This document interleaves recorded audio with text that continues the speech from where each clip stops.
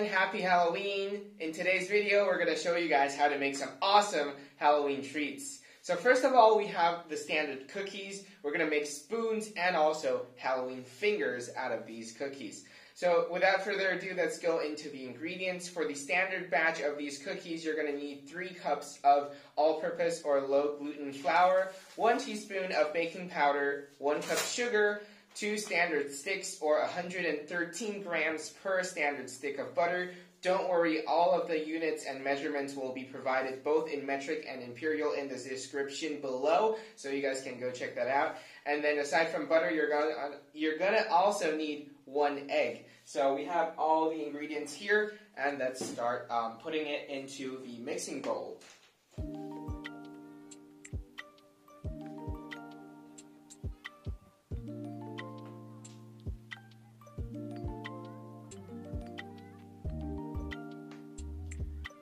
Okay, so that's 3 cups of flour in. We used more than 3 cups because we're using milliliters here. So don't worry, check the description for the most accurate measurements. And then 1 teaspoon of baking powder. 1 teaspoon of baking powder. 1 cup or 236 milliliters of sugar.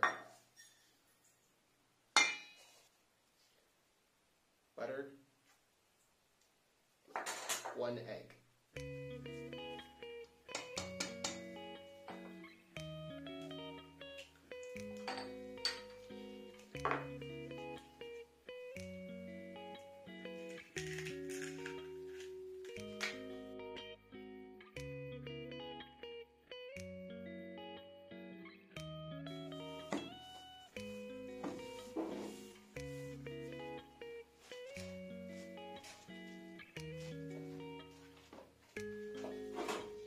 Okay, so after incorporating all the ingredients, we have this giant ball of dough. And for the mixing, there's really nothing much to take note about. So this is really a last-minute recipe, except for the fact that if you're using your hands to knead the dough, you don't want to over-knead it so that you melt the butter. If it does, it will become softer than this is right now. And if that happens, you can just put it in the refrigerator for some time, let the butter harden up back up, and you will be good to go. So right now we're going to first start with making the cookie spoons. So if we can bring in the spoons here. Our plan for the spoons is very simple. We're just going to take a portion of the dough and then we're going to spread it out on the spoon. And the entire spoon along with the dough will go into the oven so that the spoon will retain the dough's shape, because during baking it's going to heat up and possibly fall down on its own, and that's why we plan to put it on the spoon. So if you're doing this, you want to make sure you have spoons that are heat resistant so that it doesn't melt or burn or change when it goes into the oven.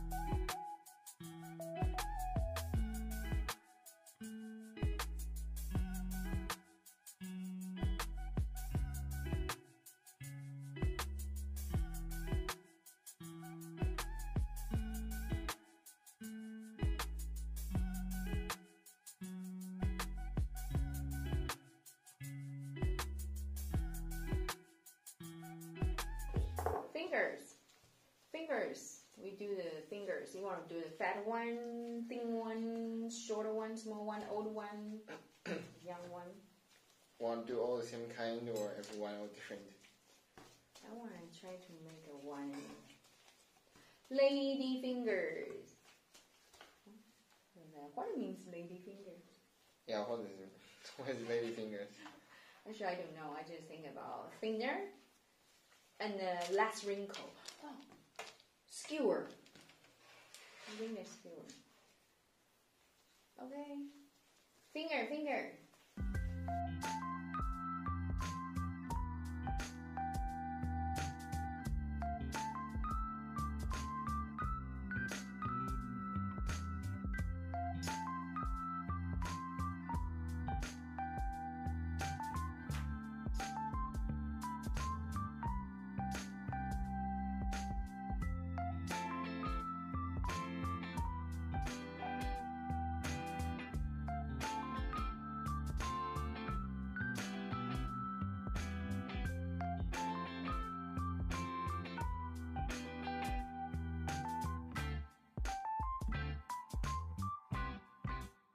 Okay, so we have all of our cookies here. That batch was just about enough to fill up an entire standard baking tray. So we're going to send this to bake for 350 degrees for 8 to 10 minutes. But depending on your oven and also how thick your cookies are, you might have to bake it for longer. Or if your oven doesn't support such a high temperature, you're also going to have to bake it for longer. But generally, you're going to bake it until slightly golden brown on the surface, and then it should be well done all the way. We're going to test that with these huge fingers, and we'll see if the insides are done. If the insides are done, then you should be good with any thickness of cookies. So let's go. And while it's baking, we're going to tell you guys how to make the next Halloween treat. So see you guys later. Next, we are going to move to the pastry mummies. Yeah. Okay. So, we erase that. Okay. Yeah. Okay, so our cookies are now in the oven, and we're going to move on to our next, which is pastry mummies, puff pastry mummies.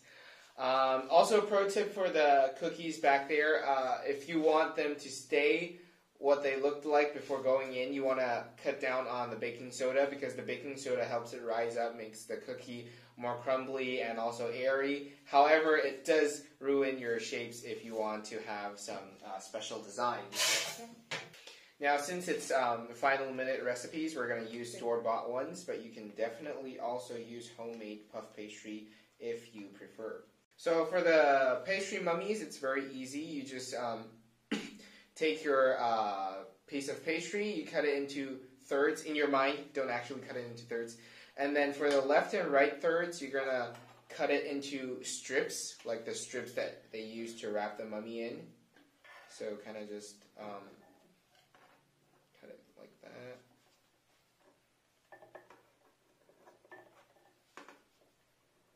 And these strips will be used to wrap in your fillings. These fillings can be anything you want. They can be sweet, for example, baked apples, like as in apple pie.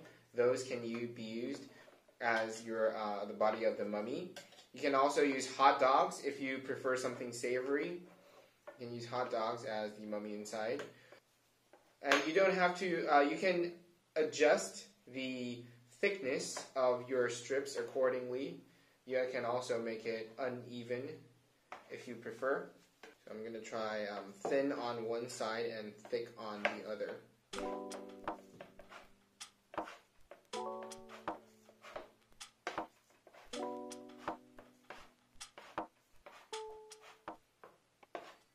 So for the savory ones, we have these homemade ground pork sticks. We're going to put that like that. And if you want it to look bloody, you can use ketchup on top so that it kind of mimics the blood. If it's too long, I personally would pull the top down so that it kind of looks like a cover for the face. Though that's not necessary. You can also just trim off the axis of the wrapping. And also, a pro tip, when you're wrapping this, you don't want it to be too neat, because that would look kind of fake. And also, making it randomized also gives it kind of an aesthetic look. So that's up to you.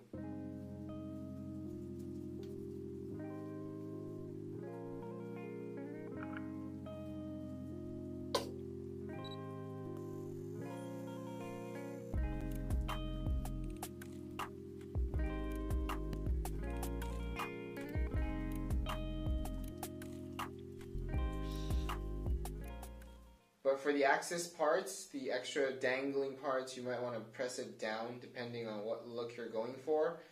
Also, if you want to make it look more lively and make it more clear that it's an actual person inside of there, you can do it like leave kind of a hole, slit for where the eyes are supposed to be, like this.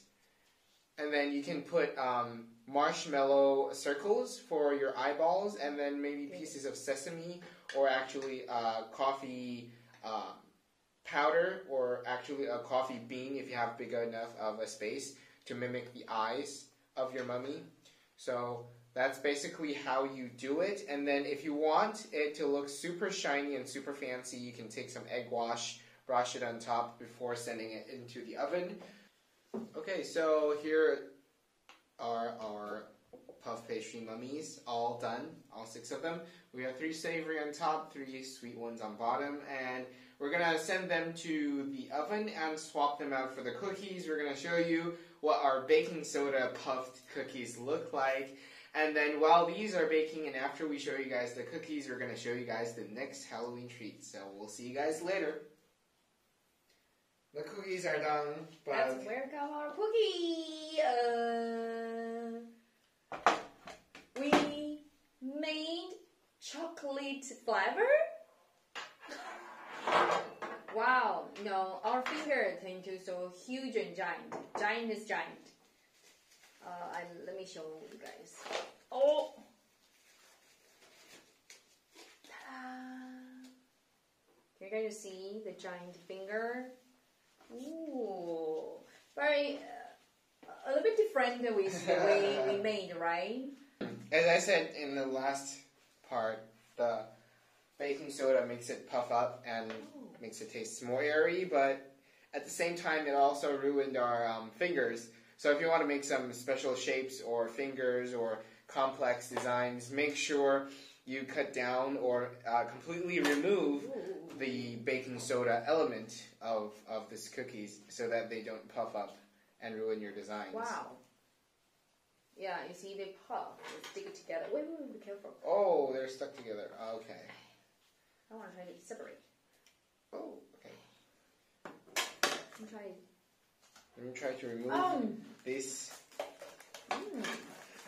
I call this the wall of fingers. Finger roll, yeah. Our fingers are all stuck together. I have no idea how to remove them. Let's try.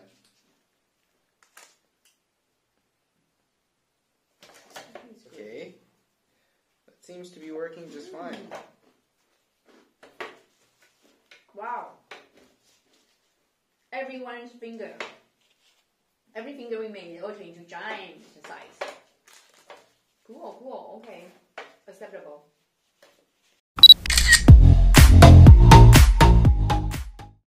Our mummies are done. Wow. Mummies, wrappers. The marshmallow one already turned too flat. Oh, this is so skinny mummy. If you guys decide to try marshmallow, definitely keep this incident in mind, and if you do succeed making an inflated mummy using marshmallows, comment down below what you did different from us. So now we're going to take a photo, and after that we'll take a taste test to show you guys what it looks like inside. Okay, so we finished the photo shoot. We have 3 of the mummies on some soil, which is actually dried ground coffee, and then cranberry jam, writing rest in peace. So right now, let's try how it tastes like. It looks very tasty. I'm going to take the ground pork stick 1. Okay, let's see.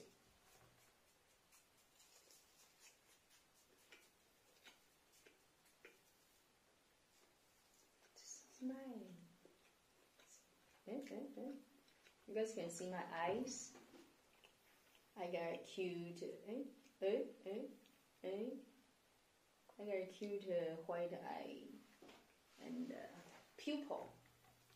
I use wrapping as the pupil. Okay, let's try. I mean, nice.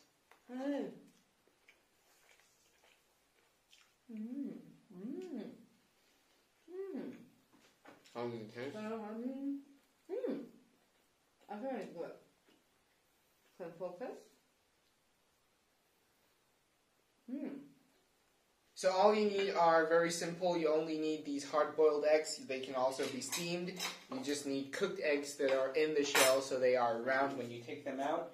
You're going to also need some coloring dye. It's recommended that you use artificial since it goes on easier, but if you're big on health, you might want to consider or trying out some natural coloring as well. So we're going to use a red for the veins and blue for the iris, and you can also use green or mix other colors of your liking, but we're just going to use blue to demonstrate. For the pupils, we're just going to mix blue and red, and we find that it gives a pretty good dark color, so we're going to use that to replace the black of the pupils. So a little tip when you're doing this is you really don't have to use coloring, artificial coloring directly. I find it better to dip the brush in water so that it's soaked in water, and then you take a little bit of the coloring so that it's not too strong because you don't want to eat too much of it. Enough to color the egg is enough. So we're going to each take one egg and start the coloring process. Also, you don't actually need to use as much as one drop. Basically a tiny bit, like you see. There's a tiny, tiny, tiny drop sitting on the mouth of the dropper. That much is actually very, very much enough for you to draw an entire egg, or even more.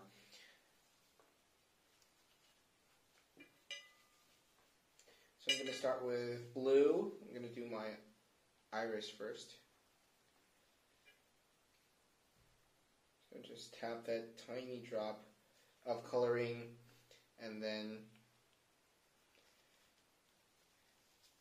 look for the rounder part of your egg. And basically just like that, that's your iris done. Actually, the iris is basically the easiest part of it because it's just a big round circle. The harder part, however, is more the veins, because you need to, depending on what you want, you might want to get them as thin as possible, or if you want a more dramatic look, you can make it thicker. This is what it looks like. And basically, you can decide whether or not you want to cut it in half. If you want to place it on something, it's recommended to cut it in half so that it's easier to plate. If not, this entire egg is actually pretty much done already. So you can use it to prank people. I'm definitely gonna make a video in the future about Halloween pranks using these. So definitely stay tuned to my YouTube channel if you want to see that. And also, if you decide to make these eyeballs, comment down below how they turned out. If you do decide to try natural coloring, also tell us how it went and if you would recommend natural coloring as a replacement to artificial coloring to color the egg whites of the fake eyeballs.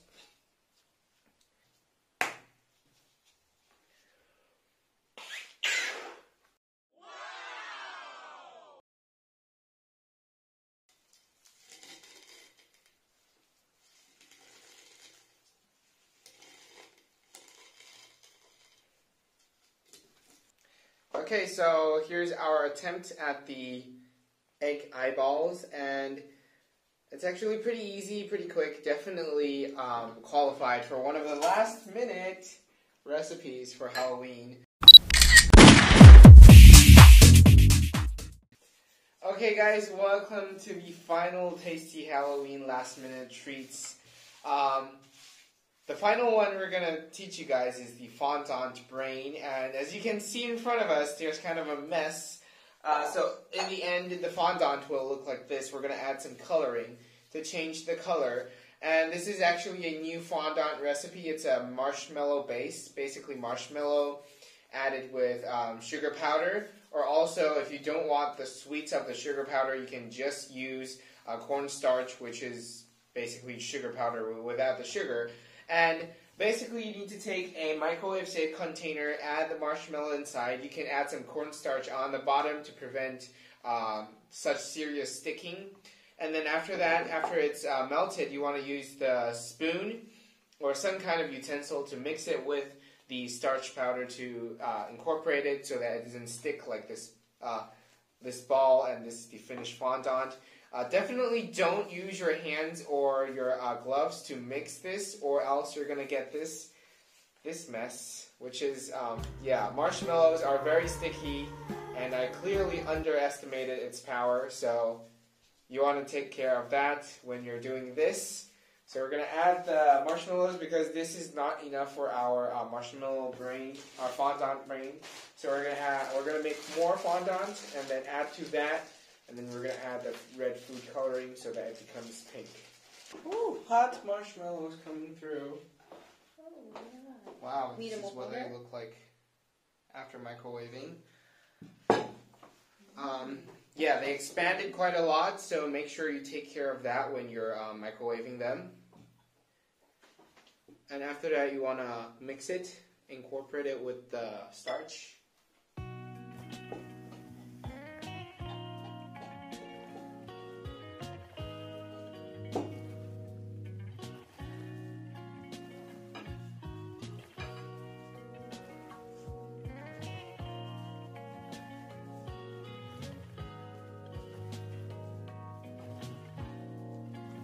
Okay, so once you add enough starch or powdered sugar that it doesn't stick, it's going to be like this. It's going to be malleable. However, I would recommend you continue working with it with either powdered hands or a pair of gloves, because your hands has moisture, and if you constantly work at it, the starch will get moist and then it's going to go back to being sticky. So you want to take note of that when you're using bare hands. And then if you want to change the color, which we will change it to pink for our fondant brain, you want to add a coloring dye. I personally find it suitable for 1 full drop of coloring dye for roughly a fist size of fondant, but you might want to test it out according to your own coloring dyes and also your wants and needs for the color intensity. Ooh. Okay, so we got 1 drop of red on there, which is very, very obvious on the camera. Okay, welcome back. We have our finished fondant. It's a very light tint of pink because it's a light tint of pink. And so we're going to later cut this into half because our brain is consisting of 2 lobes. And then today we're going to use a cranberry jam sandwich as the base for our brain. You can also use cake, you can use plain bread, you can use red velvet cake, you can use basically anything that's edible inside, but preferably sweet since our fondant is very, very sweet. So we're going to cut this fondant in half.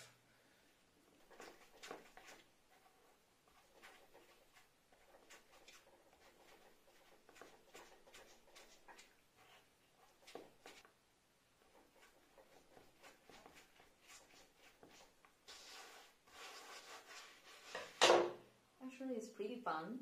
You know, just make sure you fill in the brain under your base. Then twist. It's kind of like a loop. Okay, I finished my half.